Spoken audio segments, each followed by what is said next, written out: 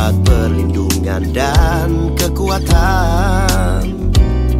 Dia sebagai penolong dalam kesesakan. Sebab itu aku takkan goyah. Seperti namamu Tuhan, demikian dengan kemasyuranmu, sampai ke ujung bumi. Tanganmu Tuhan penuh Merdeka. Haleluya. Kayaknya merdekanya udah 80 tahun ya, tapi masih kurang jos ya. Sekali lagi merdeka. Merdeka. Oke. Bersyukur kepada Tuhan bahwa kemerdekaan yang kita peroleh di bangsa Indonesia ini adalah kemerdekaan gak cuma sekedar kita bebas dari penjajah, tetapi kita juga bebas untuk kita bisa beribadah kepada Tuhan. Amin. Dan firman Tuhan dalam 1 Korintus 15 ayat 57 berkata bahwa syukur kepada Allah yang telah memberikan kepada setiap kita kemenangan oleh Yesus Kristus Tuhan. Oleh sebab itu saya mengundang kita semua bangkit berdiri dan sekali lagi berikan kemuliaan, tepuk tangan yang terbaik bagi Yesus Tuhan kita. Haleluya. Pagi hari ini kami datang di hadapan-Mu Tuhan dengan ucapan syukur kami. Kami bersyukur kalau Tuhan sudah memberikan kemerdekaan bagi bangsa Indonesia. Tempat di mana kami dilahirkan, tempat di mana kami berkarya, tempat di mana bahkan kami akan meninggalkan dunia ini pun ada di bumi Indonesia ini. Kami bersyukur buat bangsa Indonesia yang telah Engkau pelihara, Engkau jagai. Bahkan kemuliaan-Mu ada bagi bangsa ini Tuhan. Dan pagi hari ini kami berdoa, kami mengucapkan berkat bagi bangsa Indonesia. Kami mengucapkan berkat bagi pemerintahan bangsa Indonesia. Kami mengucapkan berkat bagi seluruh rakyat Indonesia. Dan biarlah kemuliaan Tuhan turun atas bangsa ini. Hari ini kami mau merayakan kebaikan Tuhan, kami mau merayakan kasih Tuhan. Di mana Tuhan sendiri yang telah memberikan kemenangan buat setiap kami. Untuk kami juga dengan kemerdekaan, kami bisa masuk di dalam tahta kudusnya Tuhan. Dengan kebebasan, dengan keberanian, kami boleh masuk untuk menikmati Tuhan. Menikmati hadirat Tuhan di tempat ini. Terpujilah nama Tuhan dan setiap kita yang rindu untuk bersorak-sorai bagi Tuhan. Sama-sama katakan amin. Sekali lagi berikan tepuk tangan bagi Yesus Tuhan. Mari kita rayakan kasih dan kebaikan Tuhan. Haleluya.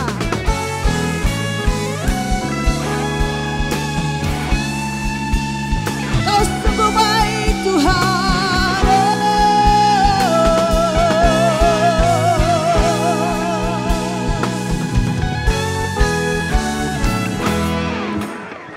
Bertepuk tangan bersama-sama.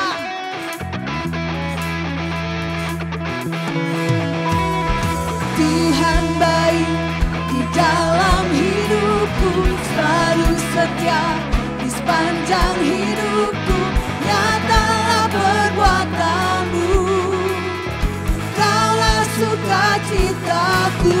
Katakan, Tuhan baik di dalam hidupku, selalu setia di sepanjang hidupku. Nyatalah perbuatan-Mu, Kaulah sukacitaku. Haleluya. Ku bersorak, Tuhanku luar biasa. Haleluya. Ku bersorak, Tuhanku dahsyat berkuasa. Ku angkat suaraku, puji nama-Mu, ku bernyanyi bagi-Mu. Ku bersuka, ku melompat bagi-Mu, Yesus kami dalam-Mu. Ku rayakan kasih-Mu. Bersama-sama sekali lagi nyatakan, Tuhan baik di dalam hidupku, selalu setia di sepanjang hidupku. Nyatalah perbuatan-Mu, Kaulah sukacitaku. Haleluya. Ku bersorak, Tuhanku luar biasa. Haleluya.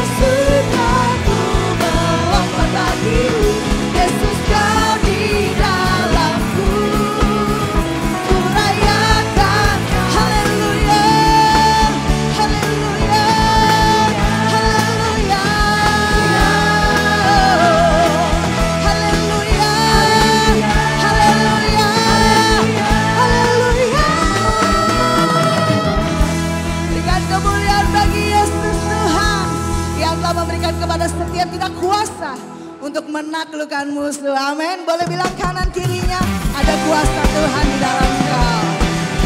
Haleluya.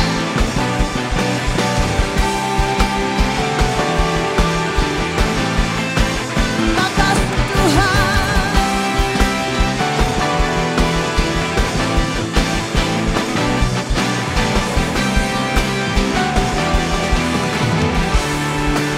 Bersama katakan, ku diberi kuasa Raja mulia, menaklukkan musuh di bawah kakiku.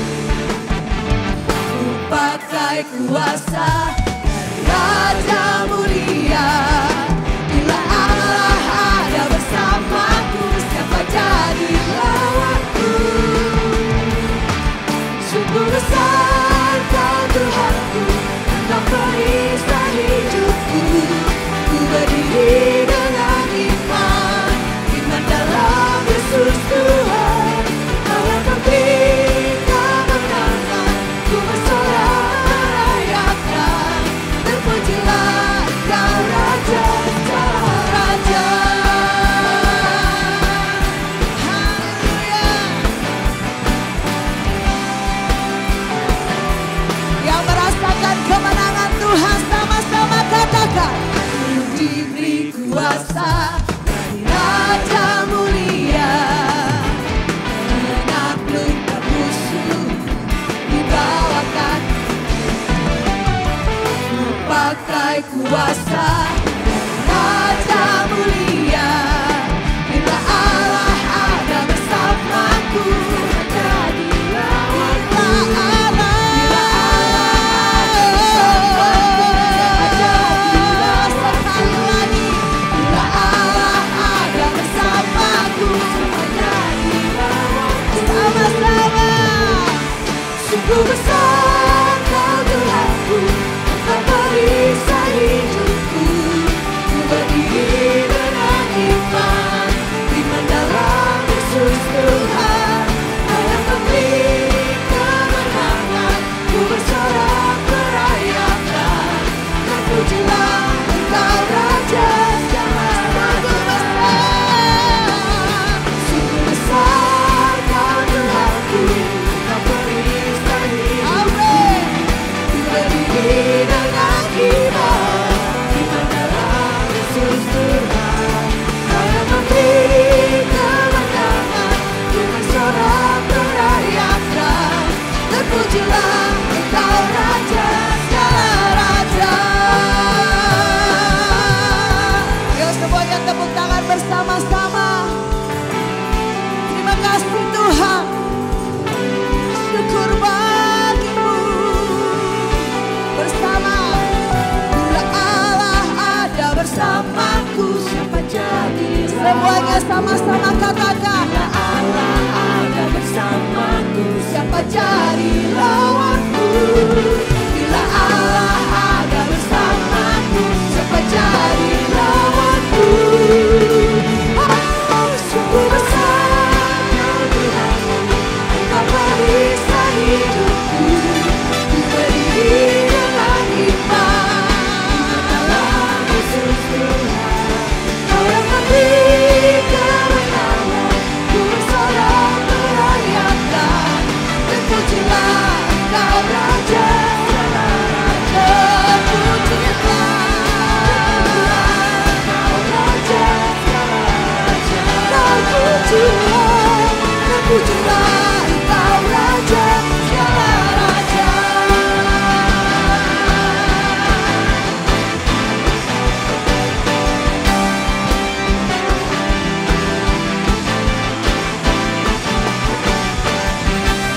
Oh, sungguh besar Tuhan.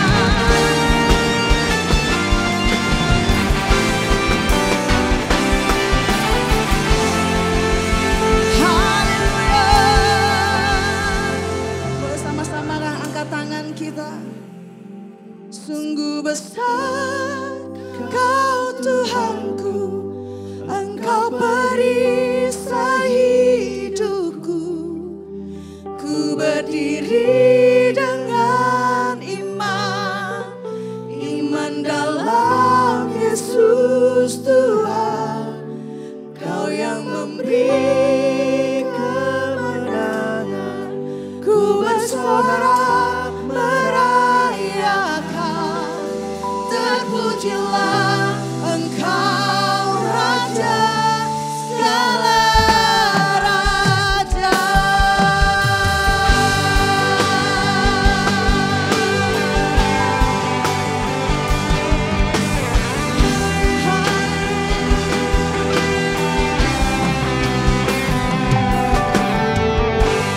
Ku menyembah dalam kudus hadiratmu, hampiri tahta kasih karuniamu Bapa.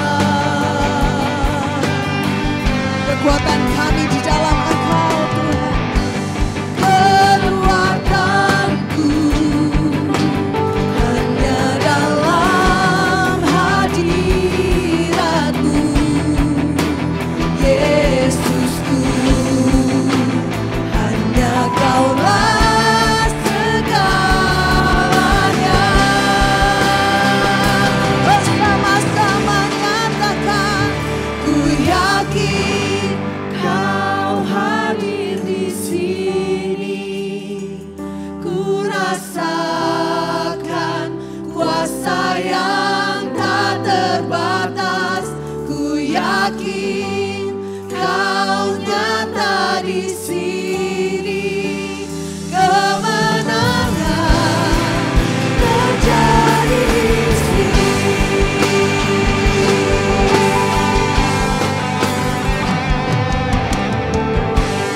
Ku menyembah dalam kudus hadiratmu, hampiri tahta kasih karuniamu Bapa.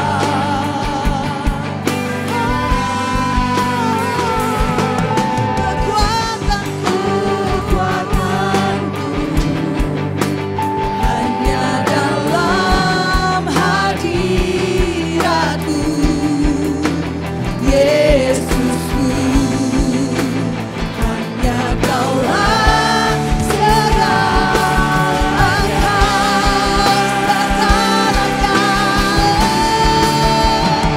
Ku yakin Kau hadir di sini. Ku rasakan kuasa yang tak terbatas. Ku yakin Kau nyata di sini. Kemenangan terjadi di sini. Ku yakin Kau hadir di sini. Ku rasakan kuasa yang tak terbatas. Ku yakin Kau nyata di sini. Kemenangan terjadi. Sekali lagi katakan bersama. Ku yakin Kau hadir di sini. Kuasanya ada di tempat ini. Ku rasa ada kuasa yang tidak terbatas. Ku yakin Kau hadir di sini. Kemenangan terjadi di sini. Ku yakin Kau hadir di sini. Ku rasakan kuasa yang tak terbatas. Ku yakin Kau hadir.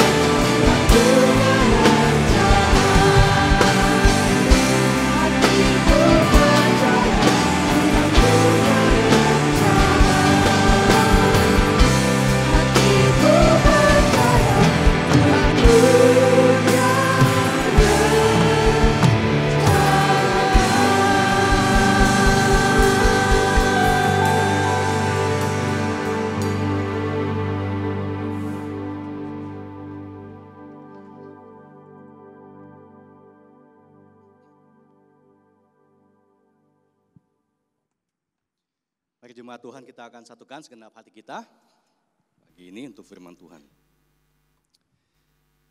Bapa di sorga, Bapa yang baik, Bapa yang kami sembah, kami puja dalam nama Tuhan Yesus Kristus. Terima kasih Tuhan untuk pagi yang indah pada hari ini. Secara khusus Tuhan, kami sebagai jemaat Tuhan dan juga bangsa Indonesia merayakan kembali kemerdekaan Indonesia yang ke-80 tahun pada tahun ini Tuhan. Terima kasih untuk anugerah yang sangat besar yang Tuhan nyatakan buat kami semua. Dan secara khusus kalau kami masih bisa berbakti dengan bebas, dengan lepas, dengan aman di tempat ini, semua karena kebaikan daripada Tuhan. Kami berdoa secara khusus buat teman-teman seiman kami dimanapun mereka berada dalam kondisi yang mungkin kurang menguntungkan, sehingga mereka tidak bisa beribadah dengan bebas seperti kami melaksanakannya pada pagi ini. Kiranya kekuatan, kesabaran, penghiburan daripada Tuhan juga menyertai mereka sekalian di tengah-tengah segala macam himpitan, aniaya, persekusi. Mereka masih bisa berseru kepada Tuhan dalam kelompok-kelompok kecil di tempat-tempat yang mungkin tersembunyi, yang tidak terekspos keluar. Tuhan juga hadir buat mereka sebagaimana Tuhan juga hadir buat kami semuanya. Kami doakan supaya kemerdekaan ini benar-benar bisa kami rasakan di segala lapisan masyarakat, baik mayoritas maupun minoritas. Terlebih buat kami semua anak-anak Tuhan, supaya kami semua bisa mengalami kebebasan dan juga kemerdekaan untuk menyembah Tuhan kapanpun, dimanapun, dengan cara seperti apapun, selama tidak mengganggu kerukunan dan toleransi umat beragama. Ini doa kami ya Tuhan, sebelum kami sampaikan firman Tuhan. Dan tiba saatnya buat kami untuk terima firman Allah. Tuhan urapi hamba-Mu dan juga segenap jemaat Tuhan, supaya di waktu yang singkat kami bisa terima firman Tuhan yang akan membukakan hati dan pikiran kami, semakin memahami maksud dan kehendak Tuhan dalam setiap kehidupan kami. Sucikan, kuduskan kami semua Bapa. Kami siap buat firman Tuhan pada pagi ini. Kami sambut dengan sukacita dalam nama Tuhan Yesus Kristus. Haleluya. Amin, amin, amin, amin, amin. Sebelum duduk bilang sama-sama, merdeka. 3 kali 2, 3, merdeka, merdeka. Sekali lagi. Ya, tepuk tangan buat Tuhan Yesus, puji Tuhan, haleluya. Silakan duduk jemaat Tuhan. Terima kasih buat teman-teman yang sudah melayani kita semua ya. Dengan luar biasa pada pagi hari ini. Puji Tuhan, terima kasih buat kesempatan yang disampaikan oleh Gembala dan Gereja Sempat. Saya bisa sampaikan firman Tuhan kembali buat Anda semua. Thank you so much. Sudah siap buat firman Tuhan? Puji Tuhan ya. Saya kira libur panjang pada ke Puncak, ke Sentul, ke Bogor, atau ke Bandung, ke kemana ya. Tahu-tahu full house ya hari ini ya. Puji Tuhan. Oke lah, kita akan masuk dalam firman Tuhan. Maju terus, pantang mundur ya. Dengan tema ini kita mau sedikit menyinggung tentu saja 17 Agustus 45 di mana Indonesia mengalami kemerdekaan yang ke-80 tahun ya. Siapa yang lahir Bapak Ibu di tempat ini sebelum tahun 45 ada? Yang sudah lahir di bawah tahun 45 ada enggak? Yang lahir setelah 45? Yang enggak paham apa yang saya katakan? Puji Tuhan ya. Oke lah, kita akan masuk dalam firman Tuhan. Maju terus, pantang mundur ya. Satu tema firman Tuhan tentang freedom in Christ ya, atau kemerdekaan dalam Kristus. Mulai dengan sebuah ayat dalam Filipi 3 atau 2 buah ayat dalam Filipi 3 yang ke-13 dan 14. Kita baca sama-sama. 2, 3. Aku melupakan apa yang telah di belakangku dan mengarahkan diri kepada apa yang di hadapanku dan berlari-lari kepada tujuan untuk memperoleh hadiah, yaitu panggilan sorgawi dari Allah dalam Kristus Yesus. Paulus memberikan sebuah nasihat kepada kita sebagai pribadi-pribadi yang sudah lahir baru, bertobat ya. Bertobat bahasa Yunani adalah metanoia, artinya perubahan pengetahuan atau perubahan pemahaman atau perubahan pikiran Yang diubah oleh Paulus bukan manusia jasmaninya, sebab Paulus tetap Paulus. Ada yang bilang dia Saulus, ada yang bilang dia Paulus, ya dua-dua nama sama saja. Paulus tetaplah Paulus, tetap laki-laki, tetap keturunan Benyamin, tetap orang Israel. Tidak ada yang berubah banyak secara fisik. Tapi di dalam tubuh Paulus, dalam pemikiran dan juga pemahamannya, itu yang berubah. Tentu dengan mengatakan melupakan, enggak tiba-tiba Paulus jadi amnesia, ya lupa ingatan. Jadi kita tidak membuat amnesia diri kita. Tapi yang dimaksud dengan melupakan adalah mengabaikan, tidak menjadi fokus apa yang sudah ada di belakang. Di mana Paulus adalah seorang ahli Taurat yang sangat pintar. Zaman sekarang mungkin dia sekelas dengan profesor gitu ya, S3. Kemudian dia juga orang yang sangat dihormati dalam kelompok Farisi. Dia orang yang kaya dan diberkati, punya 2 warga negara, Israel dan juga Roma. Kalau zaman sekarang mungkin Indonesia dan juga punya green card Amerika, barangkali begitu. Jadi Paulus adalah orang yang sangat berbeda dalam level status sosial. Farisi, pintar, kaya, punya 2 kewarganegaraan, dan dia punya pengaruh yang sangat luar biasa baik dalam keagamaan maupun dalam politik. Tapi dalam Kristus, hal-hal yang berharga di mata dunia itu bukan lagi fokus dan tujuan. Kefarisiannya bukan hal yang utama, kekayaannya bukan hal yang utama, kepopulerannya bukan hal yang utama, 2 warga negara juga bukan hal yang utama. Pengaruh yang hebat di masa lalu bukan yang utama. Dia lupakan apa yang di belakang dan dia mengalami metanoia. Katakan metanoia. Perubahan pikiran dari apa yang penting di masa lalu. Dia lihat ke depan.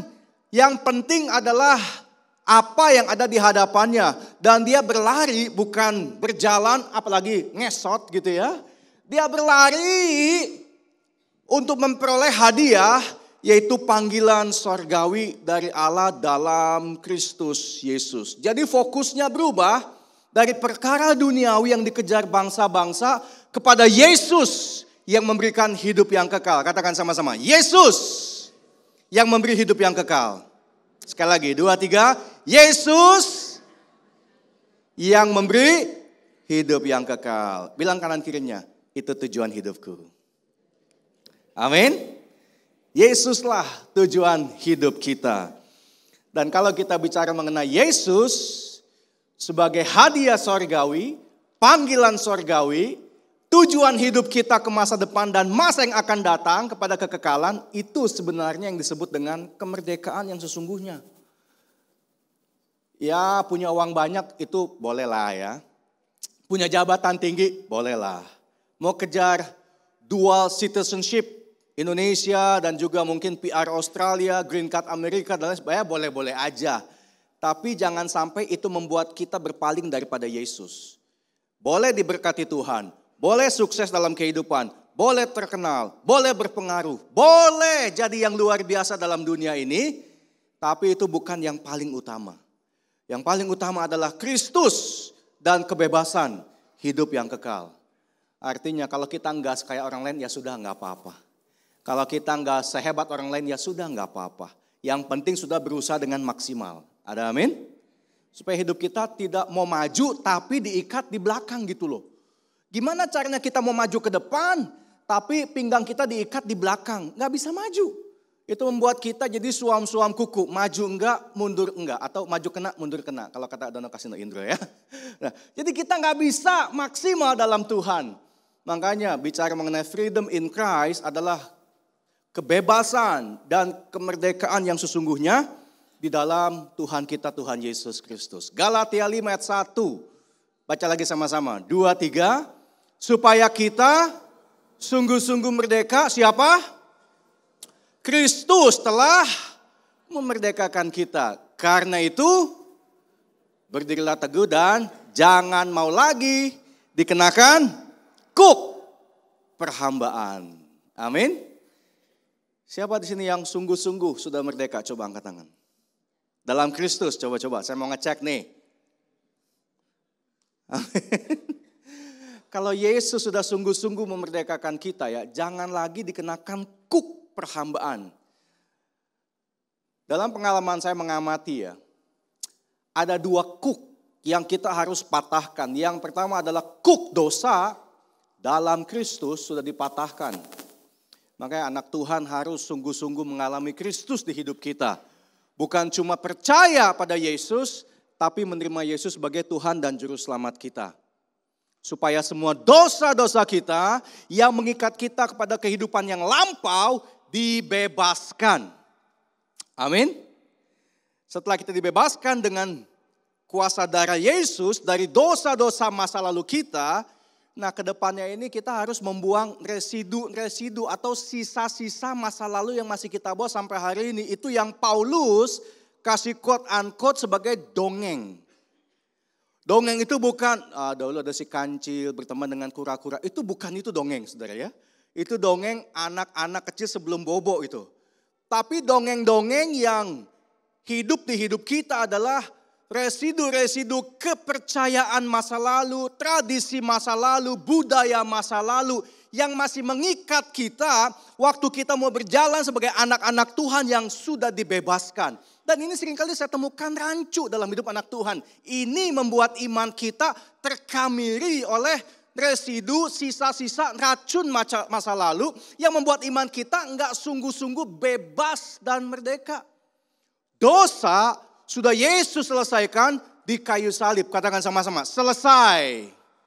Di kayu salib, Yesus sudah selesaikan dosa kita. Tapi dongeng yang melekat dalam hati dan pikiran kita, itu harus kita selesaikan. Pribadi lepas pribadi, karena Tuhan tidak membuat kita amnesia, nggak membuat kita lupa ingatan tentang tradisi, budaya, dan juga masa lalu kita. Makanya Paulus katakan dalam 1 Timotius 4 ayat 7 dan 2 Timotius 4 ayat yang keempat, tetapi jauhilah tahayul dan apa? Dongeng. Nenek-nenek tua, latihlah dirimu beribadah. Mereka akan memalingkan telinganya dari kebenaran dan membukanya bagi dongeng. Paulus sudah menasihatkan, ada sebagian jemaat yang akan memalingkan telinganya dari kebenaran dan kembali membuka pikirannya kepada dongeng. Kepada tradisi, kalau dalam konteks hidup Paulus adalah tradisi Yahudi. Mereka sudah Kristen. Mereka sudah terima Yesus sebagai Tuhan dan Juru Selamat. Tapi masih terikat pada tradisi Yahudi. Masih terikat pada tradisi agama yang lalu. Harus disunat lah, atau enggak disunat lah. Boleh makan babi lah, atau enggak boleh makan babi lah. Belalang pelahap lah, atau enggak ada belalang pelahap lah. Itu residu masa lalu. Kita harus memandang kepada Yesus yang sudah membebaskan kita. Dan ini perlu belajar Bapak Ibu sekalian. Beberapa hari yang lalu saya ngobrol saya tuh sering banget ngobrol sama om-om gitu ya, yang udah 70 tahun, 80 tahun, 90 tahun gitu. Sering banget saudara ya. Kalau saya main golf juga selalu sama yang tua-tua gitu. Teman-teman yang muda kadang ngajak main, saya gak main sama mereka, mainnya sama yang tua-tua. Katanya kalau mau bijaksana itu main sama balita dan juga lansia, katanya begitu ya. Kalau mau bijaksana banyak-banyak gaul sama balita dan lansia. Kenapa? Sebab lawan dua-duanya gak mungkin kita menang katanya. Balita gak tahu apa-apa, percuma debat sama yang gak tahu apa-apa. Lansia tahu segalanya, percuma juga debat sama lansia. Jadi ikutin aja ya. Nah, waktu saya makan berempat sama om-om saya itu ya. Ada satu om saya pakai topi warna hijau. Topi warna hijau. Nah saya mau tanya nih Bapak Ibu, boleh enggak? Menurut tradisi Chinese boleh enggak pakai topi warna hijau? Boleh enggak? Wah ini berarti bukan Chinese gitu ya. Saya aja yang keturunan Chinese nggak tahu tradisi itu. Ada satu om saya pakai topi warna hijau, hijau tua. Lalu om saya yang satu ngomong gini, lu jangan pakai topi hijau katanya. Emang kenapa? Lalu om saya bilang begini, orang kalau pakai topi hijau itu ya, Tai Lu Mau Ce katanya. Tai Lu Mau Ce itu artinya lu lagi diselingkuhin sama bini lu, katanya begitu. Saya baru tahu juga gitu ya. Jadi kalau orang pakai topi hijau ya, Tai Lu Mau Ce itu lagi berkabung.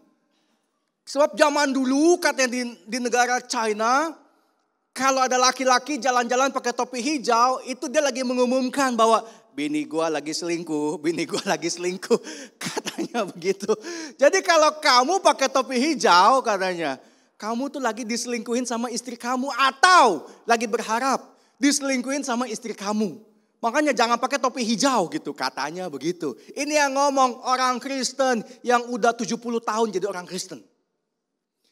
Ini om saya semuanya Kristen gitu loh. Semuanya kebaktian, semuanya baca Alkitab, semuanya perjamuan kudus. Tapi dongeng nenek-nenek tua masih hidup dalam otak mereka. Itu namanya budaya masa lalu masih hidup di zaman sekarang sekalipun dosa-dosanya sudah ditebus oleh darah Yesus. Kalau tanya sama om saya, om udah terima Yesus belum? Udah. Dosa udah diampunin? Udah. Mati masuk surga? Amin. Pasti om? Pasti. Tapi gak boleh pakai topi hijau. Nah itu tuh maksudnya. Berapa banyak orang-orang ya dalam segala budaya, gak cuma Chinese, Batak juga ada, Jawa juga ada, Kejawen itu ya, Manado juga ada. Bahkan orang-orang bule juga ada. Orang bule juga punya dongeng kok. Misalnya apa? Angka 13, betul apa enggak? Orang bule gak suka angka 13. Friday the 13 katanya. Hari Jumat tanggal 13 itu hari sial. Sebab itu ulang tahunnya setan katanya begitu. Jadi orang bule juga punya dongeng. Orang Indonesia apalagi lebih banyak dongengnya. Makanya yang saya temukan kadang-kadang sulit. Kalau ngomong sama teman-teman sebaya juga yang Chinese tuh mereka juga masih hidup dalam tradisi yang lalu. Dan Paulus bilang, jauhilah tahayul dan dongeng nenek-nenek tua. Dalam Yesus kita sudah dibebaskan. Amin. Bilang sama-sama, saya sudah bebas. Dari dongeng nenek-nenek tua. Amin. Itu saya lagi duduk ngobrol sama mereka, saya jadi merenung gitu ya. Sekian lama ikut Tuhan, masih takut pakai topi hijau. Yang ngomong udah 75 tahun. Bagaimana cara mempertobatkannya gitu loh. Kadang udah dikasih tahu juga, itu tuh residu masa lalu ya, dongeng-dongeng nenek-nenek tua. Dalam konteks Paulus, kehidupan Yudaisme, itu sulit banget lepas. Bahkan Paulus menubuatkan mereka pada satu saat, sebagian daripada orang Kristen pada zaman Paulus, dia katakan, dia nubuatkan, sebagian akan memalingkan telinganya dari kebenaran dan membukanya bagi dongeng. Lebih percaya, gak boleh pakai topi hijau daripada darah Yesus sudah membebaskan. Gak cuma topi hijau, banyak tuh. Banyak tuh. Gak boleh tusuk sumpit tegak lurus di nasi, ayo. Siapa yang lagi makan, cucunya tusuk sumpit. Jangan tusuk sumpit, lu doain gue cepat mati. Sebab kayak dupa katanya begitu gitu ya. Banyak Bapak Ibu sekalian, jangan kasih hadiah berupa jam. Karena jam katanya mendoakan kematian, ngitung hari katanya begitu. Jangan kasih sepatu sebagai hadiah. Kalau kasih sepatu, mimpi buruk katanya. Kalau pecahkan mangkuk saat acara, pertanda retaknya hubungan, datangkan sial. Macam-macam tuh. Nggak boleh tidur dengan cermin menghadap ranjang. Ayo, siapa yang nggak boleh?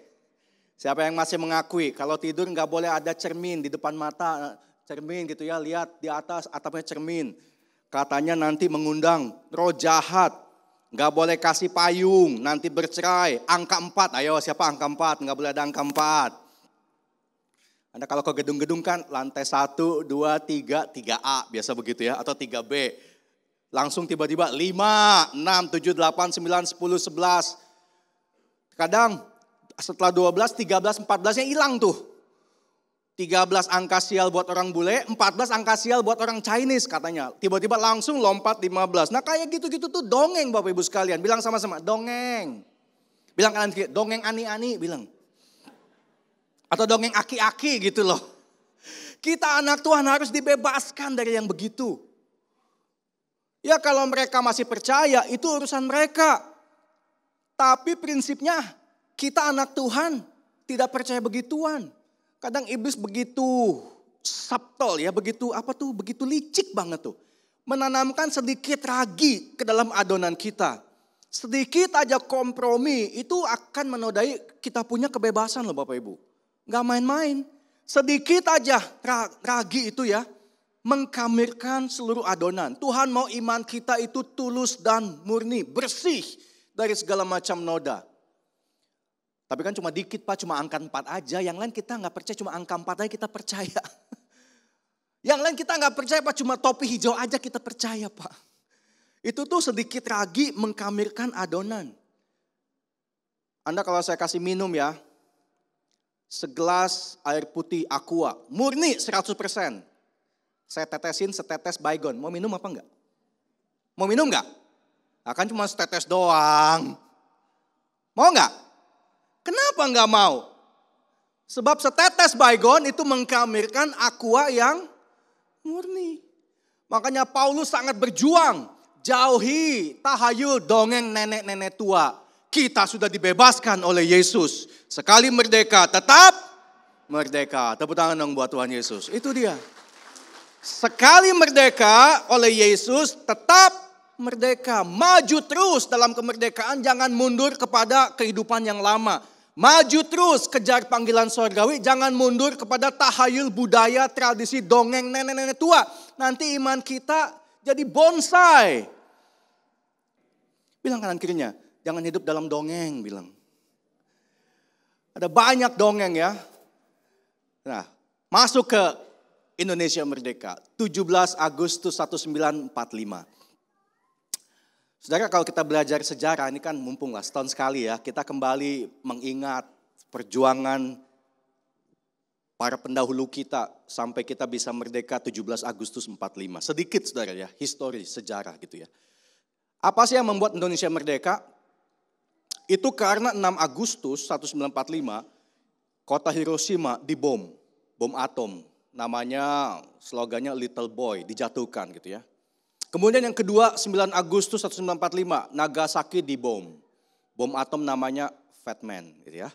Jadi ada 2 bom, jatuhnya nggak tanggal 17 Agustus, yang satu tanggal 6 Agustus Hiroshima, yang satu 9 Agustus Nagasaki. Anda tahu kenapa 2 kota diarahkan dibom oleh sekutu Amerika dan teman-temannya?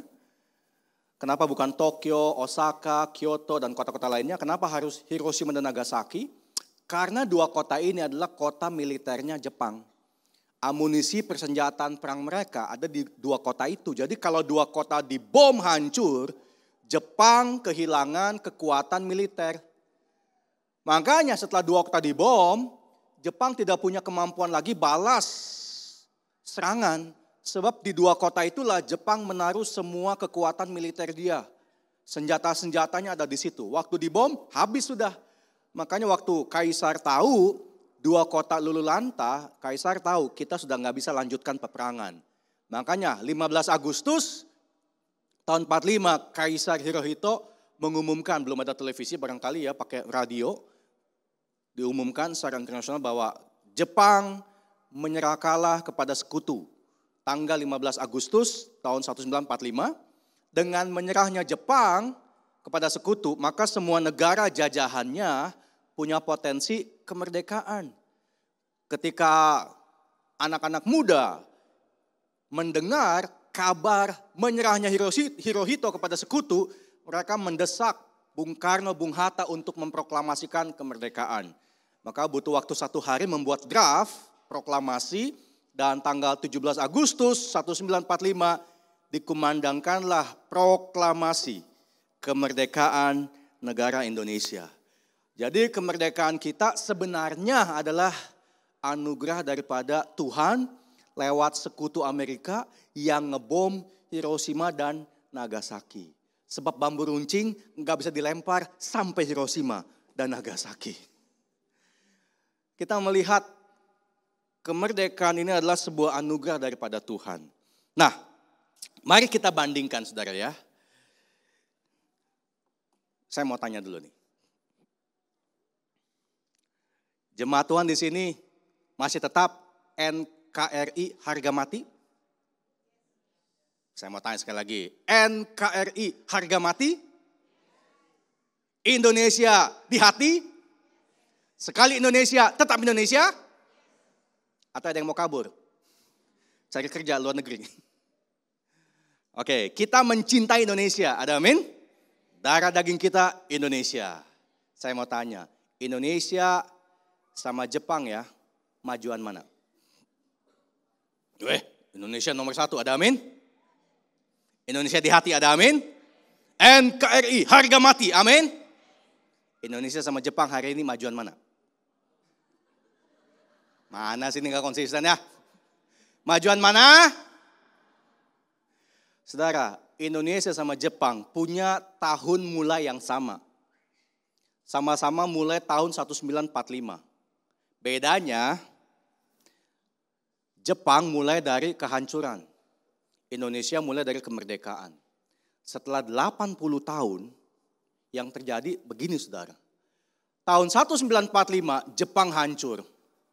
Tahun 1950 mereka menentukan tujuan. 1960 Jepang bangkit, negara industri tekstil. 1970 Jepang bangkit, jadi negara industri baja. 1980 Jepang bangkit, jadi negara industri otomotif. Suzuki, Mitsubishi, Honda, Toyota, Nissan, dan lain sebagainya. 1990 negara industri elektronika. Sanyo, Sony, apalagi? Changhong masuk gak? Oh Changhong gak ya? Cina punya. Nah abad 21 Jepang adalah salah satu negara industri terbesar di dunia. Mungkin GDP mereka ketiga atau keempat hari ini saudara. Di dunia setelah Amerika dan China gitu ya. Mungkin Eropa, Jerman dan sebagainya. Nah Jepang mulai 1945 sama kayak Indonesia. Bedanya Indonesia mulai dari merdeka, proklamasi. Jepang dari hancur. Hiroshima, Nagasaki dibom dan Hirohito menyatakan kami kalah dari sekutu. Semua negara jajahan bebas, kami sudah selesai. Gak bisa lanjutkan peperangan lagi. Jepang mulai dari kehancuran dan kekalahan. Tapi kenapa setelah 80 tahun Jepang bisa jadi negara industri terbesar di dunia dengan GDP 5 besar di dunia. Indonesia mungkin 16 besar saudara. Kalah. Kenapa coba? Bedanya karena ketika Jepang hancur, Kaisar tahu, para pimpinan tahu, di tangan kita Jepang hancur. Tapi di tangan anak cucu kita, Jepang harus bangkit.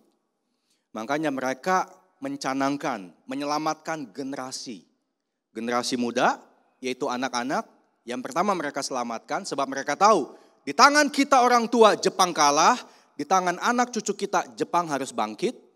Yang kedua, kalau kita mau selamatkan generasi muda, anak-anak kecil, maka kita harus selamatkan satu generasi yang sangat penting, yaitu generasi tenaga pendidik dan pengajar, yaitu guru. Makanya Jepang sangat menghargai pendidikan. Jepang sangat menghargai para guru. Karena mereka tahu, guru-guru inilah yang akan mendidik anak cucu kita, membuat Jepang bangkit kembali. Dan setelah 80 tahun terbukti, Jepang bangkit. Jadi negara industri terbesar di dunia. Salah satu terbesar di dunia, di mana anak cucu mereka kembali membangkitkan negara yang sudah hancur. 80 tahun yang lalu. Mereka hidup realistis. Indonesia mulai 1945. Merdeka. Dengan kemerdekaan di negara yang sangat-sangat kaya. Pertambangan kita kaya, emas, nikel, batu bara, minyak, gas.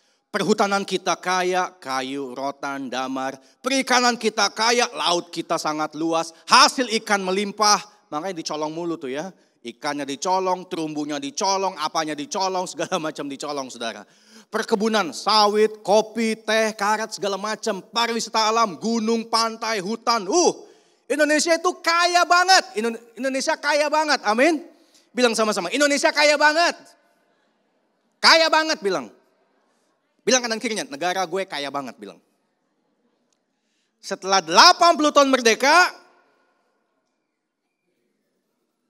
apa jadinya dengan si kaya itu coba? Saudara, Jepang tidak kaya ya. Punya hasil bumi tapi jauh banget. Jepang itu cuma segaris doang tuh. Itu garis gempa bumi lagi pula. Sering banget ada gempa di situ tuh. Jepang itu boleh dibilang hampir nggak punya apa-apa.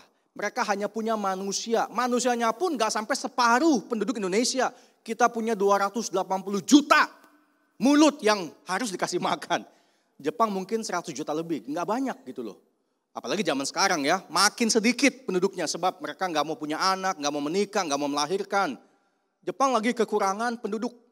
Makanya kalau mau pindah ke Jepang aja gitu ya. Lagi kurang penduduk, banyak rumah bagus-bagus, nggak ada yang punya, diambil pemerintah katanya begitu. Indonesia, wah luar biasa ya. Tukang saya aja tukang cat tuh, anak 5 bayangin tuh ya. Ampun saya bilang ya. Anaknya 5 tuh, luar biasa loh. Dari 1 istri, belum istri yang lain ya. So, Indonesia tuh kaya banget. Mau tahu berapa kekayaannya saudara nih? Saya hitung-hitung ya. Tanya-tanya Google, tanya-tanya AI, saya simpulkan loh. Estimasi nilai kekayaan alam Indonesia menurut data ESDM ya, Energi Sumber Daya dan Mineral tuh. Kementerian ESDM, minyak bumi 3.200 triliun, gas alam 5.400 triliun, batu bara 41.800 triliun, nikel 6.100 triliun, emas 6.940 triliun, tembaga 4.100 triliun, timah 380 triliun, hutan perikanan 3.000 triliun. Ini kekayaan yang Tuhan titipkan ke negara yang merdeka 80 tahun yang lalu. Ini hitung ya. Kalau kekayaan bumi Indonesia yang sekian banyak dikumpulin, dibagi kepada bangsa Indonesia, maka tiap KTP itu berhak dapat 250 juta per orang. Bayangin loh, nggak usah ngapa-ngapain. Begitu lahir, KTP kita harganya 250 juta. Bilang kanan kirinya, orang kaya bilang. Dari lahir udah kaya. 1 KTP Indonesia itu nilainya luar biasa. Hari ini orang kejar green card. Seolah-olah green card itu paling berharga di dunia. Salah. Yang paling mahal justru KTP orang Indonesia. Ada amin? Kok kayak gak yakin sih? Ada amin? Cuma ya itulah negara pewaris dengan negara perintis itu lain. Dengar gak sih bocil yang lebih enak jadi perintis daripada pewaris kemarin itu, ada gak? Ada yang dengar gak? Anak 9 tahun tuh. Yang bicara perintis dan pewaris itu lebih enak jadi perintis. Gak ada yang pasti, you gak tahu jalannya. Hasilnya gak pasti, tidur paling malam, bangun paling pagi. Itu kata bocil yang kalau Sinca dapat angpau 70 juta. Terus terang saudara ya, kalau jujur-jujuran ya. Saya mendingan jadi pewaris terus terang aja. Daripada perintis. Siapa mau jadi pewaris angkat tangan? Mau jadi perintis? Gak mau jadi apa-apa. Kalau mau jujur mas saudara ya, mendingan jadi pewaris. Begitu bangun langsung ada warisan dari orang tua. Dan kalau balik ke konsep Alkitab ya, orang tua yang baik meninggalkan warisan buat anak cucunya. Kalau balik ke Alkitab, kita aja anak Tuhan, pewaris kerajaan sorga. Ada amin? Jadi pewaris itu lebih enak daripada perintis. Yesus itulah perintis. Dia yang buka jalan dari sorga dari bumi kepada sorga. Dari manusia berdosa kepada Bapa yang Maha Suci. Yesus itulah perintis. Kita mah pewaris terus terang aja. Makanya Bapak Ibu, kita kalau jadi orang tua yang baik harus bisa mewariskan sesuatu buat anak cucu kita. Itu harus. Kalau orang tua kita tidak bisa mewariskan apa-apa pada kita, kita putuskan kutuk itu pada kita. Kita punya tekad, maju terus, pantang mundur. Saya mesti berhasil dan sukses. Paling tidak ada sesuatu yang saya bisa wariskan kepada anak-anak saya. Ada amin? Berapa banyak yang bertekad mau jadi pewaris buat anak cucunya, angkat tangan. Tuhan lihat loh tangannya, berapa banyak coba. Tuhan lihat. Kita harus jadi pewaris saudara. Tapi kalau memang jalan hidup kita harus merintis dulu, ya udah merintis dulu. Kiranya Tuhan memberkati apa yang kita lakukan, sampai ada hasilnya, dan kita bisa wariskan pada anak cucu kita. Ada amin? Indonesia kaya sumber daya alam, tambang, emas, nikel, batu bara, migas, hutan, laut, pertanian, pariwisata, dan lain sebagainya. Kaya banget. Jepang nggak punya itu, tapi dia merintis. Jepang tidak mewariskan kekayaan alam, ya sudah. Tapi dia maju terus, pantang mundur. Dia merintis. Nggak punya kekayaan alam, tapi Jepang punya kekayaan teknologi. Nggak punya kekayaan migas, tapi dia punya kekayaan industri. Nggak punya kekayaan laut, tapi dia punya kekayaan inovasi. Dia nggak punya kekayaan hutan atau tambang, tapi dia punya kekayaan SDM, sumber daya manusia yang berkualitas. Apa yang bikin dia bisa maju? Karena metanoia, perubahan pikiran, saudara. Dari yang lama, hancur, 1945, kepada yang baru, harus unggul. Dia mengabaikan apa yang di belakang. Kata Paulus katakan, aku mengabaikan apa yang di belakangku, kekalahanku, kekacauanku, kehancuranku, kegagalanku. Aku abaikan, pandang ke depan, baik itu surga maupun kehidupan yang lebih baik. Dan berlari ke sana, berusaha dengan maksimal mencapai sesuatu yang lebih baik daripada yang dulu pernah ada. Indonesia negara pewaris, saudara. Makanya ada orang bilang ya, kekayaan Indonesia itu bisa jadi kutuk sebetulnya katanya. Kutuk negara kaya, rakyatnya bodoh-bodoh. Kutuk negara kaya katanya, rakyatnya gampang dibodoh-bodohin. Karena kita nggak usah berusaha. Orang zaman dulu cukup tancapkan pohon singkong, pasti bisa makan katanya begitu. Lemparkan biji mangga, pasti kita bisa makan mangga. Kolam yang kosong, tiba-tiba ada ikannya, katanya begitu. Entah dari mana, bingung. Minggu lalu saya ketemu sama teman saya, dia libur ke puncak, orang Malaysia. Nginep di satu villa teman saya. Dia bingung, di sungai ada kepiting katanya. Dekat dia punya villa ada sungai kecil, dia bisa lihat kepiting. Dia sampai seminggu nanya saya tuh bingung, dari mana itu kepiting katanya. Kok bisa ada di puncak, di sungai. Aku gak habis pikir, dari mana itu kepiting katanya. Saya bilang dari Tuhan, mujizat kan. Dari laut tiba-tiba ada di puncak itu kepiting. Dia gak habis pikir, karena mungkin dia sangat logis ya, orang Malaysia ini sangat logis banget. Dia seorang IT, bingung. Aku gak habis pikir katanya. Dari mana itu kepiting ada di puncak katanya. Jalan sendirian tuh, di sungai. Dari mana aku bingung katanya. Itu Indonesia sangat kaya. Kepiting aja ada di puncak, bayangin aja ya. Gak cuma di pantai.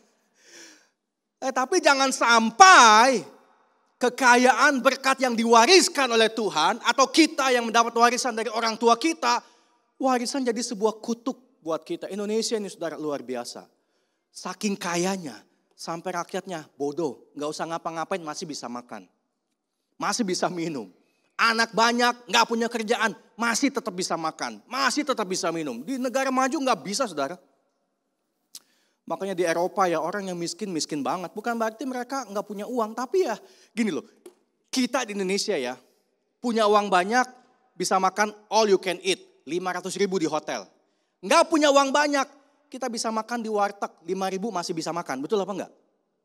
Nggak punya uang 500 ribu, goceng masih bisa makan. Nasi pakai kecap, pakai kerupuk, kasih sambal sedikit, masih bisa makan. Goceng masih bisa makan. Di Eropa saudara, Anda nggak punya uang, ya nggak punya uang. Makanan paling murah, ya pizza itu $2 gitu loh. Makanan paling murah ya $2, udah pizza selesai sudah. Kalau nggak punya $2, ya nggak bisa makan, nggak ada warteg, nggak ada. Jadi kita lihat karena susah, berusaha.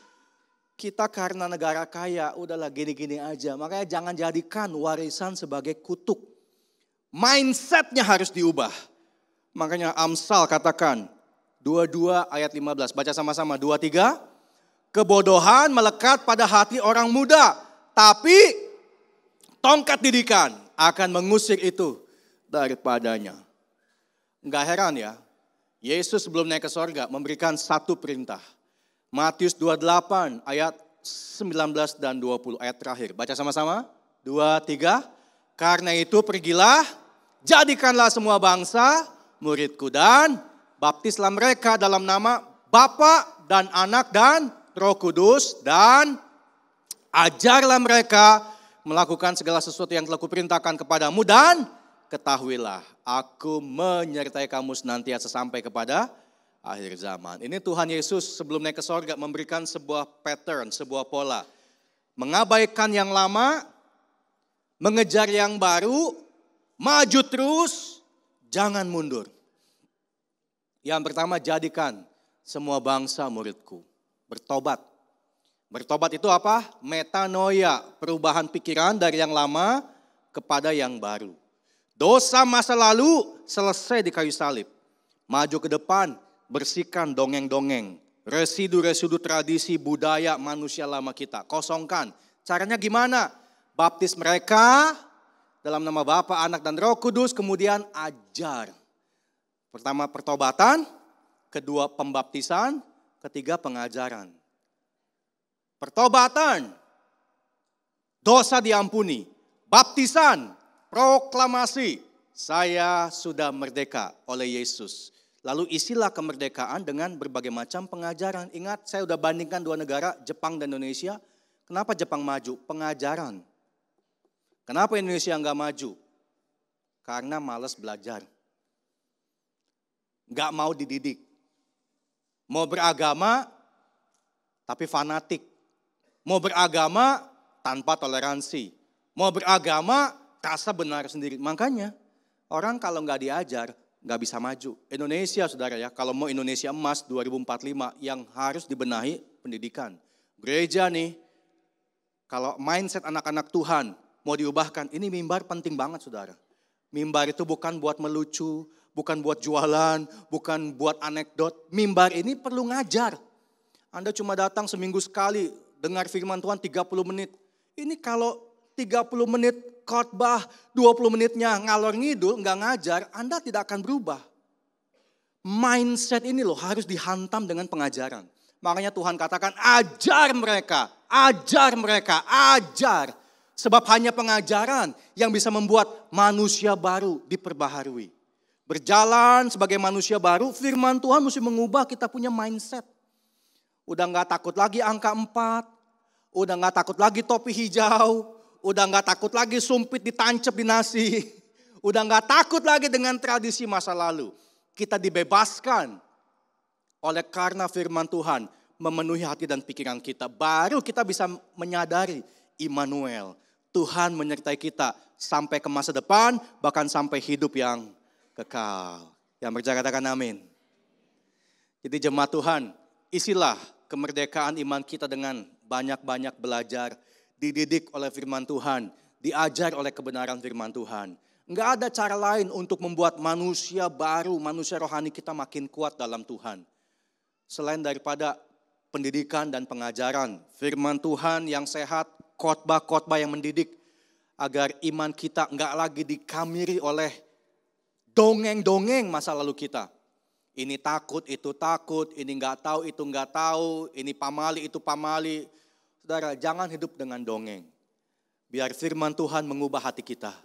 Supaya iman kita maju terus, pantang mundur. Amin? Katakan sama-sama, merdeka. Sekali merdeka, maju terus, pantang mundur. Tepuk tangan buat Tuhan Yesus, puji nama Tuhan. Sampai sini Tuhan Yesus memberkati kita semuanya. Kita akan tundukkan kepala kita sekalian. Kita akan doa sama-sama buat firman Tuhan ini ya. Bapa di sorga, terima kasih buat firman Tuhan yang singkat. Yang kembali mengingatkan kami, mengajar kami kebenaran firman Tuhan. Bahwa kami sebagai anak-anak Tuhan harus mau diajar dan mau dididik. Kami enggak mau menggenapi apa yang Paulus katakan.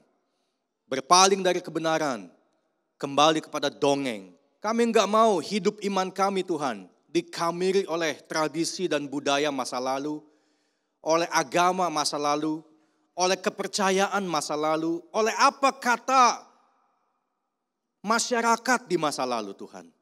Kami ingin firman Tuhan masuk ke dalam hati dan mengubah kami punya pikiran agar kemerdekaan dalam Kristus betul-betul kami resapi dan kami rasakan di kehidupan kami. Iman kami penuh dengan damai sejahtera. Pengharapan kami tidak tergoyahkan. Pemahaman kami semakin berkembang dari satu hari ke hari yang baru. Dan kerinduan kami untuk jadi pelaku firman Tuhan semakin besar. Tanda kami hidup semakin menyenangkan hati Tuhan. Berkatilah Indonesia, negara di mana kami ada dan kami lahir. Indonesia di mana kami Tuhan tetapkan untuk jadi warga negara di bumi Indonesia ini. Kami doakan Bapa, Indonesia dengan negara yang diberkati Tuhan dan kekayaan alam yang sangat-sangat luar biasa.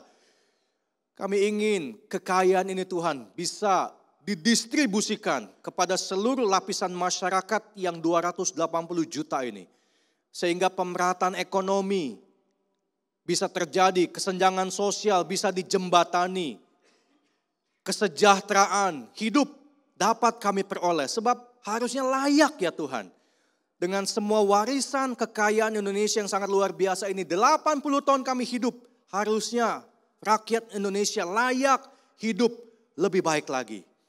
Maka doa kami yang singkat pada pagi ini Tuhan, berkatilah Indonesia, berkatilah para pimpinan, berkatilah para guru, berkatilah para orang tua, berkatilah para pemuka agama, khususnya para pendeta, sehingga kami bisa mendidik dan mengajar dalam setiap segmen kehidupan ini.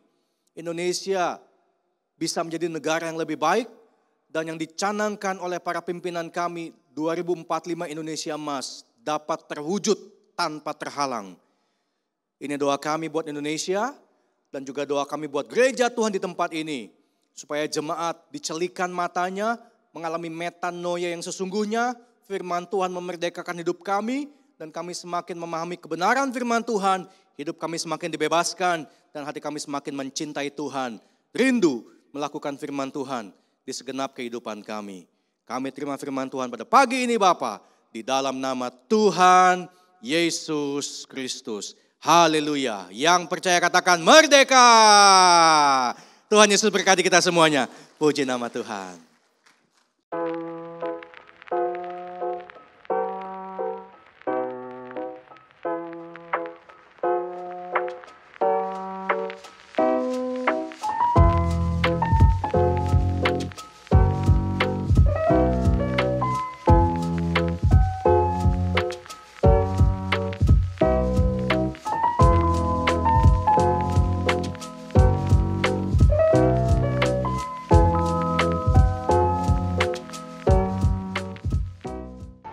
Maju terus, pantang mundur.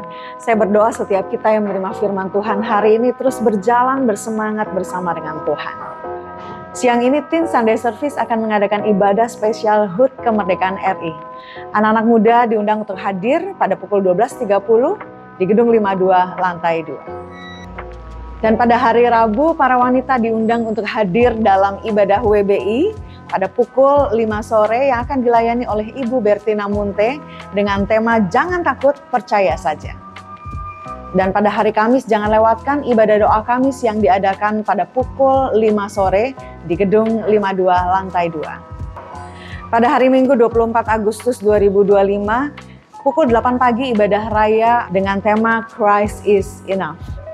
Dan dilanjutkan pada pukul 10 pagi akan ada ibadah anak-anak sekolah minggu di Gedung 52 lantai 2. Dan pada pukul 12.30 anak-anak remaja diundang untuk hadir dalam Teen Sunday Service dan kali ini akan dilayani oleh Chief Francisca dengan tema Cie Jatuh Cinta. Demikian informasi untuk sepanjang minggu ini. Terus bersemangat, berkarya dan terus berdoa bagi bangsa dan negara kita. Tuhan Yesus memberkati.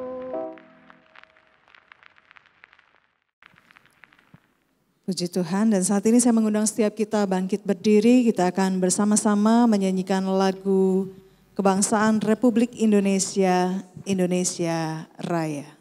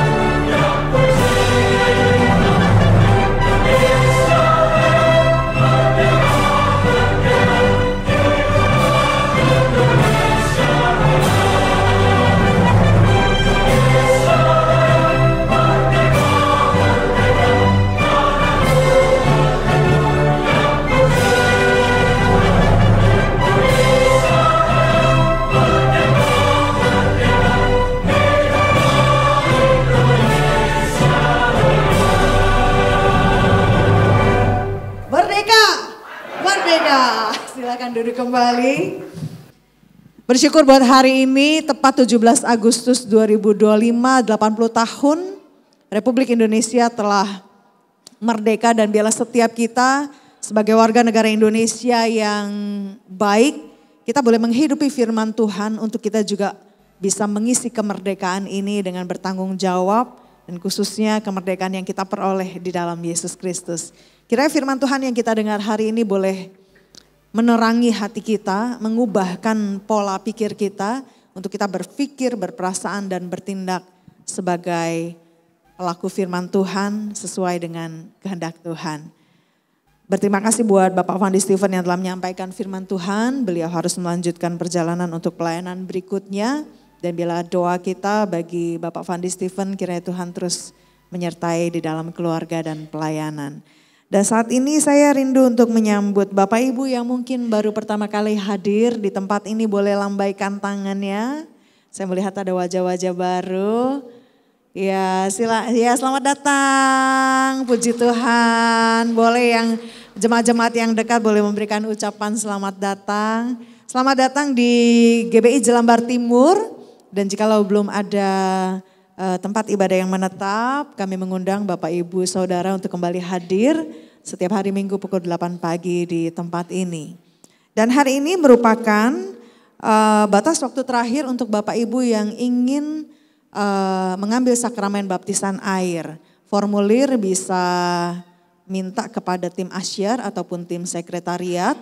Hari ini batas waktu terakhir untuk mengembalikan. Jadi yang kemarin sudah mengambil formulir, boleh diisi, dikembalikan kepada tim asyar ataupun tim sekretariat. Ya, kalau masih bingung silahkan nanti bertanya. Dan saat ini kita akan memberikan persembahan syukur kita kepada Tuhan. Persembahan akan dilakukan 2 kali. Bagi Bapak Ibu yang mengikuti ibadah ini secara online dapat memberikan persembahan melalui scan barcode ataupun transfer ke rekening yang tertera pada layar. Mari kita persiapkan persembahan kita yang terbaik. Sekali lagi kita masuk di dalam doa. Bersyukur buat anugerah Tuhan, kami hidup di dalam bangsa yang sudah merdeka. Untuk kami juga dengan kemerdekaan, dengan kebebasan kami bisa beribadah, kami bisa memuji, menyembah Tuhan. Saat ini Tuhan, ucapan syukur kami bawa dalam persembahan kami yang kami telah persiapkan. Kiranya Allah menguduskan, dan apa yang kami persembahkan ini kami persembahkan dengan hati yang penuh dengan ucapan syukur dan sukacita. Dan kami percaya ketika kami memberi, maka Allah juga memberi jauh lebih banyak daripada apa yang kami beri kepada Engkau. Engkau memberkati setiap jemaat-Mu Tuhan, memberkati setiap mata pencaharian, setiap pekerjaan, bisnis Engkau memberkati. Dan sekali lagi kami memberikan persembahan ini dengan ucapan syukur dan rasa cinta kami kepada Tuhan. Hanya di dalam nama Tuhan Yesus kami siap memberi yang terbaik. Haleluya. Amin.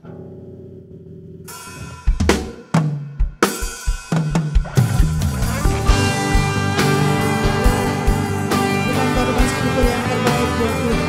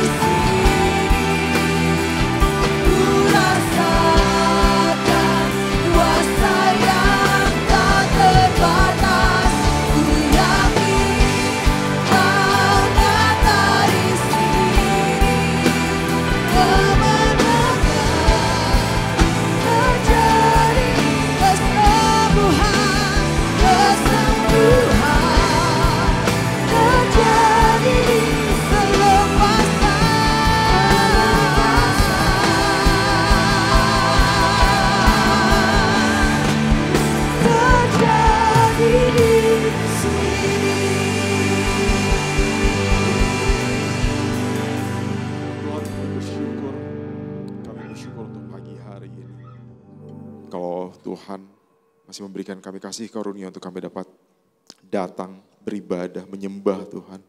Dan Tuhan, pada pagi hari ini kami berdoa, Tuhan, kami membawa negara kami ke hadapan Tuhan. Tuhan, di usianya yang ke-80, kemerdekaan negara ini yang ke-80, Tuhan, kami berdoa untuk bangsa dan negara Indonesia. Tuhan, kiranya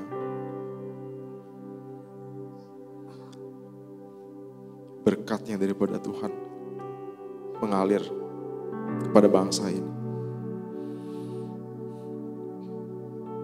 Kami tahu kami bangsa yang diberkati, kami kaya, tapi kami butuh berkat yang sesungguhnya, yaitu Tuhan Yesus Kristus. Berkat yang memberkati seluruh bangsa, termasuk bangsa Indonesia.